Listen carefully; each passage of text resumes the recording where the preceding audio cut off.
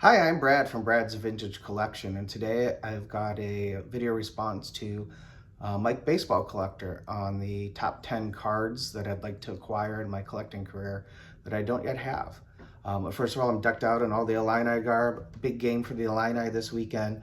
Probably the biggest game since the 2002 Sugar Bowl, because Illinois is not often very good in football. My brother, one of my college buddies, and I are making the trip to Bloomington this weekend, so I'm real excited to see the Illini in person, and hopefully they bring home a win and stay in the top 10, which is something we're definitely not used to as Illini fans. So going to my top 10, number 10 is the 1968 Nolan Ryan rookie. I need two cards still to complete my 1968 Hall of Fame run. One of them is the Ryan. I don't know how many nationals in a row I went to thinking that the Ryan was going to be a card that I would get. I ended up pivoting each time and getting something that I probably liked more for my collection. But at some point I need to get this card to fill out the set. And obviously Ryan is a unbelievable player, has a strikeout record. Grew up watching him and Carlton go back and forth for a little while, and then Ryan pulling away. Did amazing things his entire career, and what he did in his 40s was something I'll never forget. So great pitcher forever, and a card I need to add to my collection. Next, number 9 is the 49 Leaf Stan Musial. I only need 2 Musial cards, the 59 Topps and the 49 Leaf, to have them all. This one's on the list because it's one that I probably am going to struggle to pay for because of the Leaf misdating. A lot of people consider this a Musial rookie. I do have the 48, and I don't consider this as a rookie card, but it's got kind of a premium as if it were. Next, Campy's rookie, the 1949 Bowman. I love Roy Campanella. I think he was an incredible player. His MVPs, his leadership, and the man that he was, all of that makes me a really big fan of Campy. And I'm sure you've noticed that my thumbnail picture for my YouTube is a 53 Bowman Campy. So really want to get his rookie. That's high on the list. Number 8 on my list is the 1937 O-Pee-Chee Bob Feller. And I'm a O-Pee-Chee collector as well as Topps, and to me this is the greatest O-Pee-Chee card ever made. The most expensive is the DiMaggio from this set, but this is O-Pee-Chee's first set, and it's kind of an odd set. It doesn't start with number 1, just a kind of a weird set. I do have the Bill Dickey in this set and really like them, and I'd love to get the Feller someday just because I really like this set, and to me it's the greatest O-Pee-Chee card. Maybe I'll get the DiMaggio too someday, but with the Feller being his rookie, to me that's higher on my list. Next up is the 49 Bowman Satchel Paige. Really want to get a Satchel Paige rookie card. When I picked up the 53 Topps page, that was one of my greatest collecting accomplishments. I was so happy to finally have a Satchel Paige card. I remember watching something on him when I was a kid, probably, I don't know, 8 or 9, where they had like a made-for-TV movie on Satchel Paige and told his story. And I remember as a Cub fan that he had to try out with the Cubs, but the Cubs didn't sign him. Boy, I wish they had. But what an amazing pitcher, what an amazing man. Every time that I see interviews or shots of him or his awesome pitching style, I get real excited. And so adding a Paige to my collection, a Paige rookie to my collection, along with the 53, is something that I definitely want to accomplish. The number 5 card for me is the 1952 Topps Eddie Mathews rookie.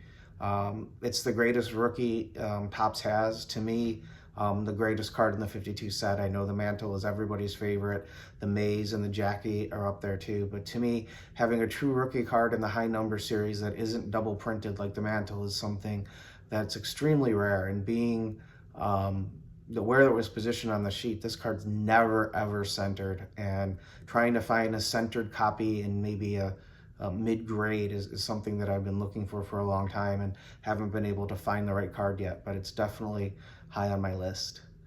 Number 4 is the Wilson Franks Ted Williams card, and it's the last Wilson Franks I need to complete the Hall of Fame run.